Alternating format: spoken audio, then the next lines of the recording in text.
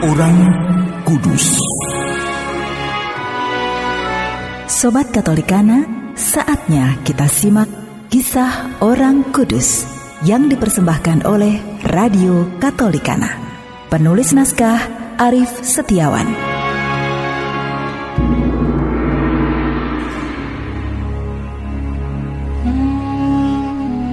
Saudara-saudari, hari ini kita akan mengikuti perjalanan Santo Yohanes pertama, seorang paus dan martir.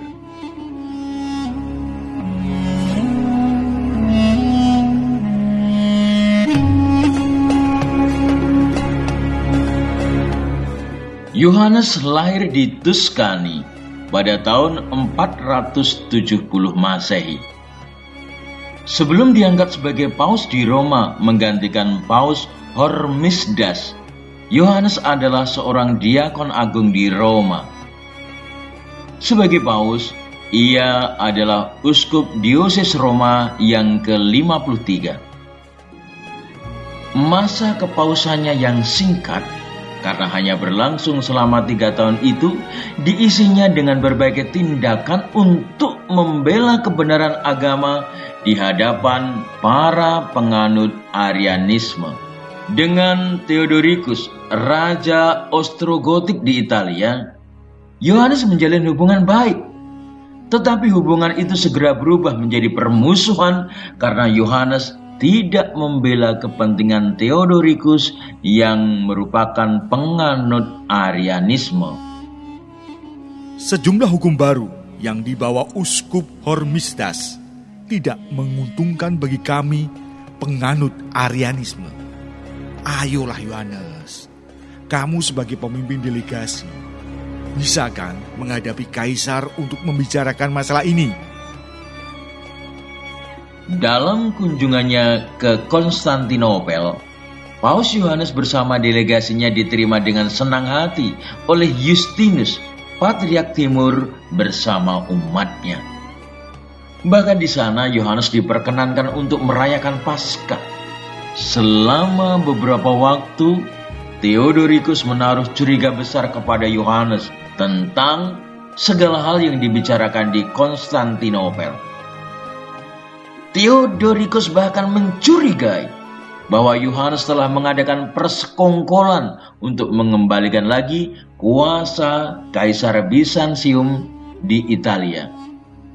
Keberhasilan Paus Yohanes dalam kunjungannya ke Konstantinopel dilihatnya sebagai suatu tanda perlawanan terhadap dirinya, perlawanan terhadap Theodoricus.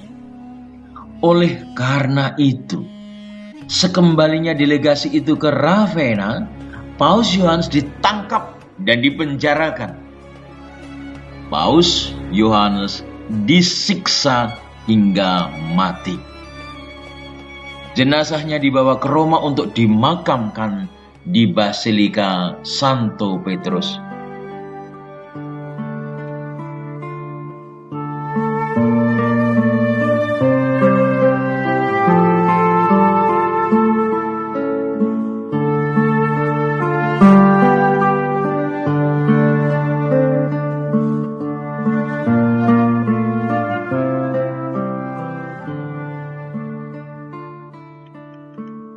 Saudara-saudari, ketika kita sedih, kita sering mengharapkan orang yang dekat dengan kita untuk menghibur kita.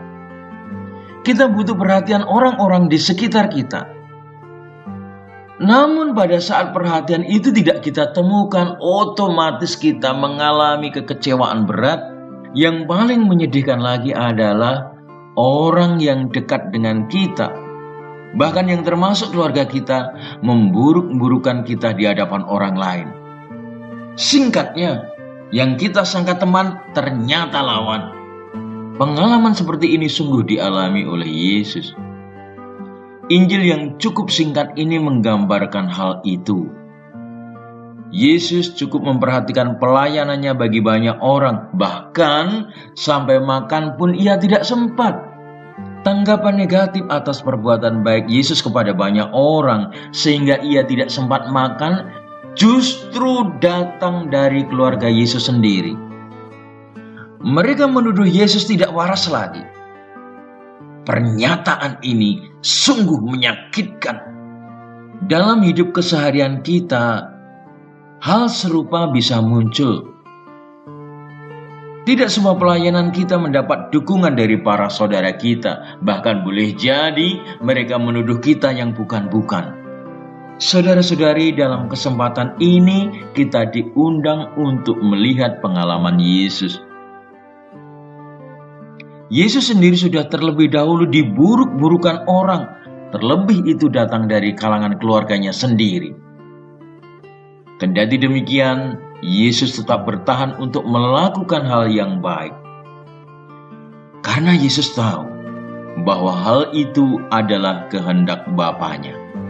Maka, mari tetap setia pada perbuatan baik, meskipun tantangan datang dari orang terdekat kita.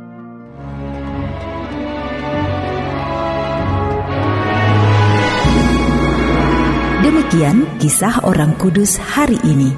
Kisah orang kudus dapat Anda simak di Radio Katolikana setiap hari pukul 12 waktu Indonesia Barat dan pukul 19 waktu Indonesia Barat.